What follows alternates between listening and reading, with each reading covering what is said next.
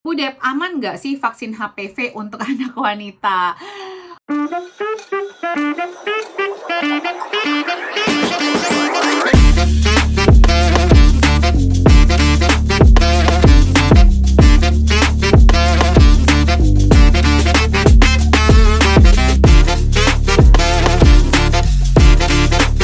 Hai, kembali lagi bersama saya Debbie Jean-Marie, your favorite naturopathic practitioner dalam segmen Tanya Sehat Debbie.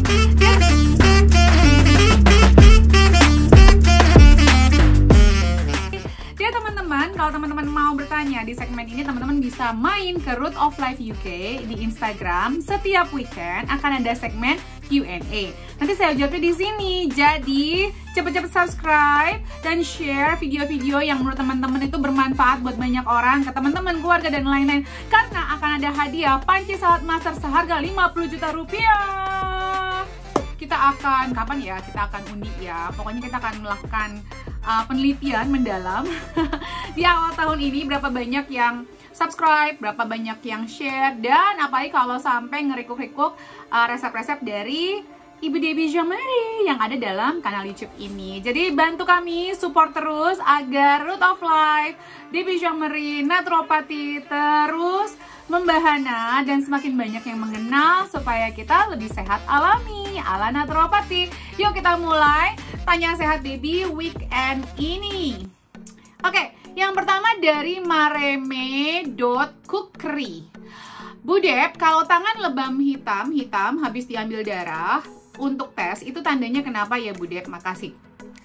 Lebam-lebam hitam pada saat setelah mengambil darah itu sebenarnya normal ya teman-teman ya. Lambat laun itu akan membaik sendiri.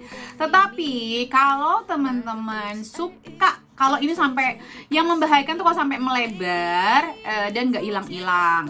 Nah itu mungkin ada penyakit tertentu, penyakit darah tertentu, atau ada masalah dengan penggumpalan darahnya. Jadi kalau bisa sih sebelum ngambil darah jangan minum obat untuk pengencer darah atau fish oil. Maka kadang-kadang fish oil mungkin diberhentikan dulu 3 hari sebelumnya. Itu juga berlaku untuk yang operasi ya. Jangan pakai baju yang ketat-ketat kalau pas mengambil darah, jadi pakai baju yang agak relax, yang loose gitu ya. Terus kalau bisa sih coba dicek kayak magnesiumnya, gejala magnesiumnya, B12. Kalau B12 bisa dites nih, tapi kalau magnesium nggak perlu dites di lab karena hasilnya kurang sekali.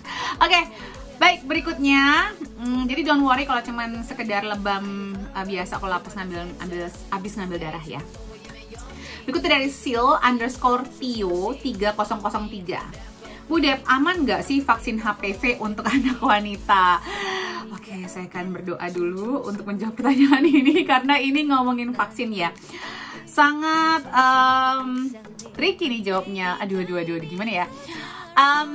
Biasanya saya jawab ini di webinar saja. Oke, ini bukan saran medis, saya underline dulu. Tetapi sebagai naturopat, saya mau ngajak teman-teman untuk memilah mana vaksin yang penting dan mana vaksin yang mungkin uji cobanya belum jangka panjang sekali. Salah satunya adalah HPV. Jadi kalau di Inggris, Irlandia, itu kami punya ada yang namanya yellow card. Yellow card ini diberikan untuk semua penerima intervensi medis atau obat medis yang baru atau yang masih dalam kurun waktu penelitian. Jadi salah satunya adalah vaksin HPV. Nah, kita harus paham dulu vaksin HPV ini. Vaksin HPV ini adalah vaksin untuk mencegah salah satu yang mencegah kanker rahim, salah satunya human papilloma virus. Nah, sebenarnya ini ditujukan vaksin ini untuk orang-orang yang aktif berhubungan seksual dan penerima sperma. Saya ulang, untuk yang aktif seksual dan penerima sperma. Tetapi Kalau kita lihat dari akar penyebab cancer atau genital warts ya, itu kalau kita berganti-ganti pasangan, istilahnya kita menerima sperma yang berbeda-beda. Jadi HPV vaksin ini awalnya dari dunia barat yang memang secara budaya, ini tanpa menghakimi ya teman-teman, karena setiap budaya punya kelebihan dan kekurangannya masing-masing.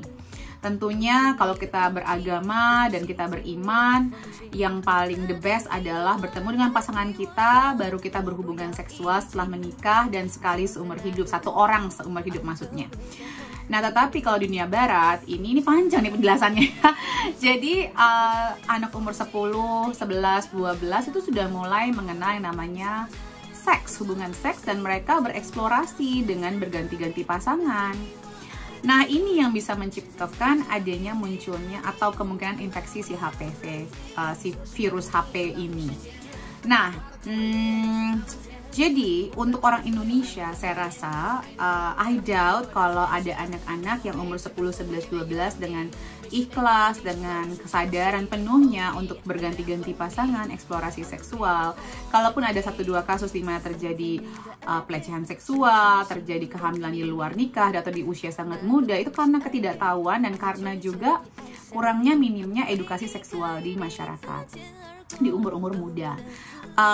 Dan jadi gini loh, kalau buat saya sih ngomong ke anak perempuannya, kalau kamu niat untuk berganti-ganti pasangan dan tidak menggunakan proteksi saat berhubungan seksual, maka silakan ambil vaksinnya. Tetapi kalau anak kita hitungannya masih polos, masih belum kepikiran ke sana, apalagi kalau umur 10, 11, 12 ya, di Indonesia saya rasa sih umur segitu masih belum kepikiran. Kalaupun ada itu mau coba-coba kayaknya di umur-umur SMA ya, 15 ke atas gitu. Diomongin aja, diajak ngomong dan kasih tahu hak dan kewajiban mereka, dampak dari kesehatan mereka. Kalau aku rasa karena vaksin ini efek sampingnya sudah terlapor ada beberapa yang menyebabkan gangguan mental health, salah satunya adalah kepikiran untuk bunuh diri. Jadi ini mau saya bukannya secara umum ya, tetapi ada salah satunya yang terlapor di Irlandia itu, makanya vaksin ini tidak menjadi suatu hal yang wajib. Nah, kecuali kalau memang teman-teman memutuskan untuk berganti-ganti pasangan tanpa proteksi terutama dan menerima sperma, siapapun itu ya. Jadi siapapun yang penerima spermanya. Saya harap itu jelas. Jadi kalau ngomongin aman, teman-teman ya itu baru tahu nanti setelah berapa puluh tahun ya, kayak vaksin polio itu kan dinyatakan aman setelah 70 tahun ya. Nah, ini HPV udah berapa tahun nih gitu ya. Kita lanjut aja ya. Ibu Nita _Mahdiana, rekomendasi merek probiotik bagus untuk anak alergi susu sapi. Cari yang tidak berbasis susu sapi, itu yang pertama. Dan cari yang ada Lactobacillus rhamnosus GG-nya, L. rhamnosus GG. Jadi kalau saya mungkin ada kayak Lovebug, Lifespace, banyak sih, Viridian, terus juga ada Dr. Mercola, banyak Bu. Jadi cari aja yang ada Lactobacillus rhamnosus GG dan tidak ada berbasis sapinya kandungannya. Ibu Taniago, fish oil untuk anak alergi seafood. Ini sama aja ya, ibu harus memahami alergi seafood tuh banyak sekali. Jadi sebaiknya sih kalau ada alergi dites food sensitivity-nya juga, biar nanti ibu cari fish oilnya yang cocok kandungannya itu ada yang sensitif apa enggak, begitu maksud aku gitu ya. Jadi misalnya kalau kayak Nordic Natural tuh bagus, tapi kandungannya ada dari anchovy, sardin. Nah, kalau anaknya sensitifnya sama teri, sama sardin ya jangan kasih Nordic Natural. Mungkin Wiley's Finest tuh dia dari ikan polok yang hampir jarang orang sensitif atau alergi sama ikan polok. Sama nggak membantu, fish oil tuh banyak banget ya Bu. Bahkan ada fish oil yang bukan terbuat dari seafood, jadi vegan omega. Jadi ada kayak Wiley's Finest, Catch Omega, ada apa itu, pokoknya ada yang vegan DHA itu, vegan EPA, ada yang dari Viridian juga. Hampir semua merek fish oil yang bagus itu mereka punya versi vegannya. Oke, berikutnya dari It's Me Suci. Bu, anakku BB seret udah 3 bulan konsul, nggak ada perubahan. Mau ilmu naturopati harus mulai dari mana? Konsul sama aku. Kalian udah konsul nih sama DSA-nya mungkin ya. Coba konsul dulu sama aku juga. Siapa tahu nanti kita bisa mencari akar masalahnya di mana. Jadi kalau mulai dari mana, mungkin dari tes dulu vitamin D levelnya, zinc levelnya, iron sama ferritin. Karena sebenarnya kesulitan untuk naik berat badan di anak-anak bisa jadi karena kekurangan zinc, kekurangan vitamin D, kekurangan iron dan ferritin. Iron dan ferritin itu mineral, zinc itu mineral, vitamin D itu vitamin, ya kan? Coba kita cek dulu dari situ. Food sensitivity-nya mungkin bisa mempengaruhi, food allergy, food sensitivity itu bisa mempengaruhi anak-anak itu seret BB-nya. Dan sering bolak-balik batuk pilek, terus cari akarnya biar nggak infeksi terus. Berikutnya, Bu Dia, penggunaan slippery elm dalam protokol leaky gut berapa banyak ya? 300-500 gram sekali makan atau setiap sebelum makan. Berikutnya dari Tari_Hashim, apakah efek konsumsi magnesium jadi lebih sering buang air kecil? Harusnya sih enggak, Bu.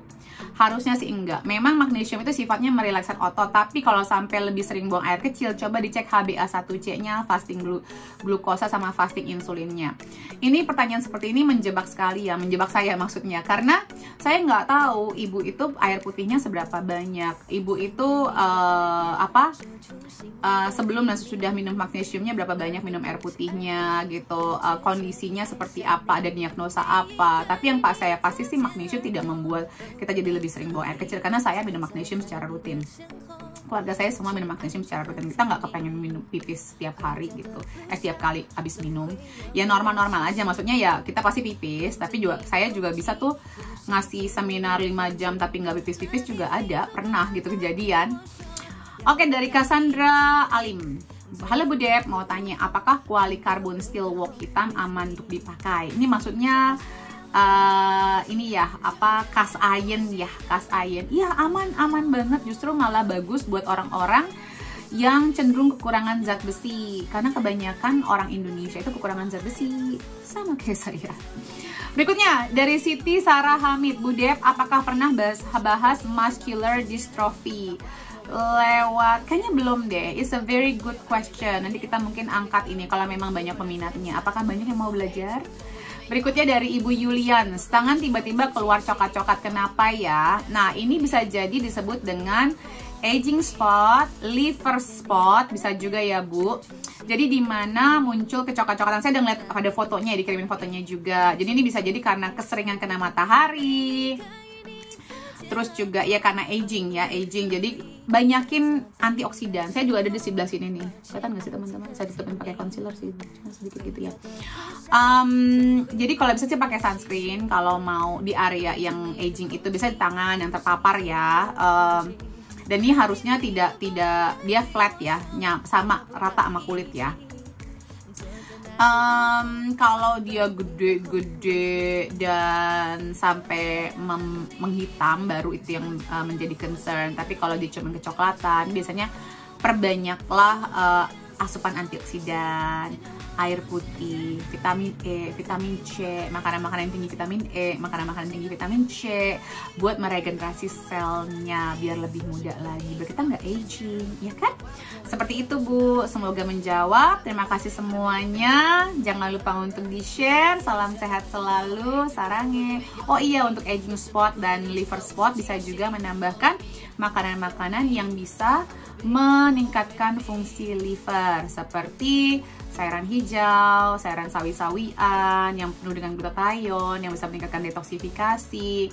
Terus juga sayuran yang pahit-pahit untuk fungsi livernya. Ibu Yulian udah belajar juga kan, irritate kan ya. Oke, semoga bermanfaat. Don't forget to subscribe.